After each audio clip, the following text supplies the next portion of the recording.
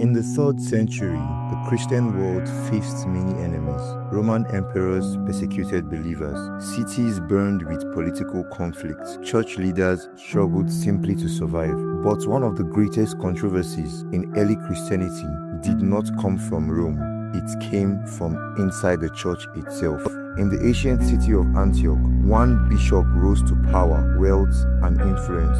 His name was Paul of Samosata. At first, he appeared brilliant and capable, but whispers began spreading. Whispers of arrogance, whispers of strange teachings, and that the bishop himself might be corrupt. The church investigated, councils gathered, judges deliberated. Finally, they made their decision. Paul of Samosata was removed from office. But the story did not end there, because the bishop simply refused to leave. Walk with me as I take you on another journey through the eyes of history. Paul was born in Samosata, a city along the Euphrates River. Little is known about his early life, but one thing is clear: he was ambitious, very ambitious. By the year 260 AD, Paul rose to one of the most powerful Christian positions in the East. He became the Bishop of Antioch.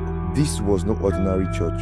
Antioch was one of the most important Christian centers in the world. It was the place where followers of Jesus were first called Christians. It was also a city filled with politics, money, and influence. Paul understood this perfectly. But instead of acting like a humble bishop, he behaved more like a powerful governor. Paul's authority did not stop at the church. He also held a high political position under Queen Zenobia, ruler of Palmyra. Zenobia controlled large parts of the Eastern Roman Empire at the time. Therefore, Paul became not only a church leader, but also a political official. This gave him enormous power. But critics soon noticed something disturbing. Instead of living simply like other bishops, Paul lived in luxury. He dressed like an aristocrat. He traveled with guards. He held courts like a royal official. But the accusations grew worse. Some church leaders claimed he demanded money from believers. Others said he enjoyed public praise far too much. Some even claimed he allowed women to live with him in suspicious circumstances. Whether all these accusations were true is still debated. But one thing was certain: Paul's behavior shocked many Christians. But the greatest controversy was not his lifestyle. It was his teaching about Christ. In early Christianity, believers fiercely debated one question: who exactly was Jesus? Was he fully divine? Was he fully human? Or something in between? Paul of Samosata taught a very unusual idea. He claimed that Jesus was not originally divine. Instead, he argued that Jesus was simply a man. But according to Paul, the word of God later came to dwell within him. Therefore, Jesus became divine through union with God's power. To many Christians, this sounded dangerous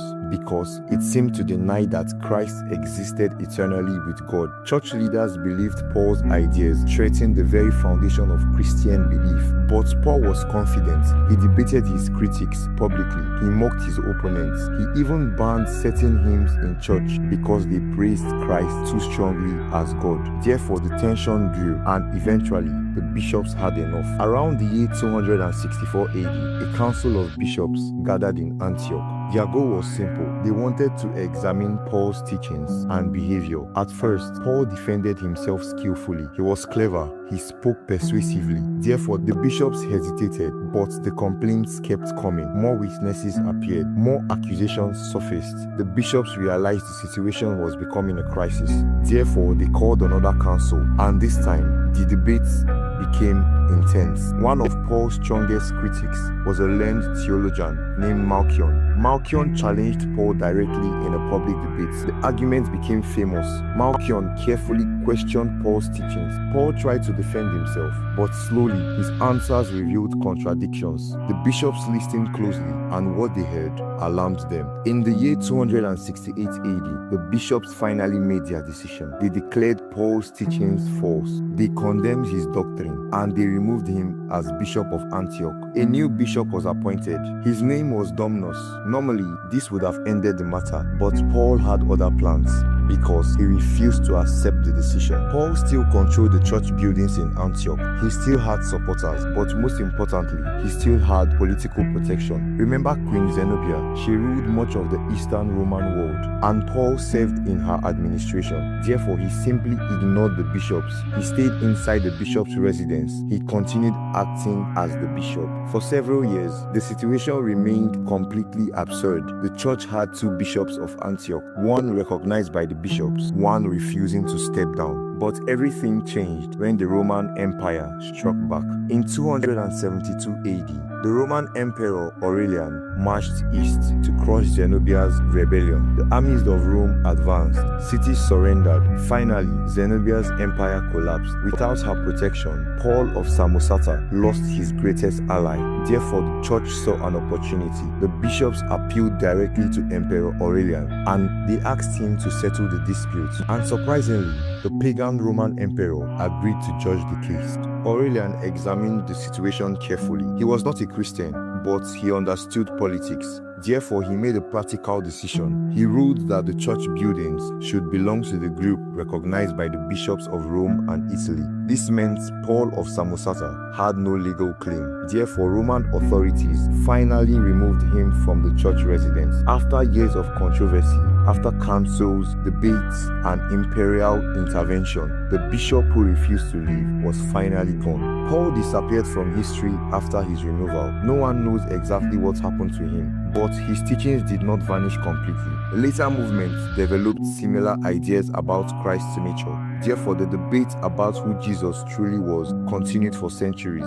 Eventually, major councils like the First Council of Nicaea would attempt to settle the question. But the strange case of Paul of Samosata left an important lesson. The early church was not always peaceful or unified. It was filled with arguments, personalities, power struggles, and dramatic confrontations. Sometimes the greatest conflicts came not from enemies outside the church, but from leaders within it. History often remembers kings, emperors, and great battles, but sometimes the most fascinating stories come from unexpected places. A bishop who loved power, a church divided by theology, a Roman emperor forced to settle a Christian dispute, and a man who refused to surrender his position even after being removed. The strange case of Paul of Samosata reminds us that history is really simple, because behind every ancient controversy, there were real people, real ambition, real belief, and real consequences. Thank you guys for watching. Do also like, comment, subscribe, and walk with me again through the eyes of history.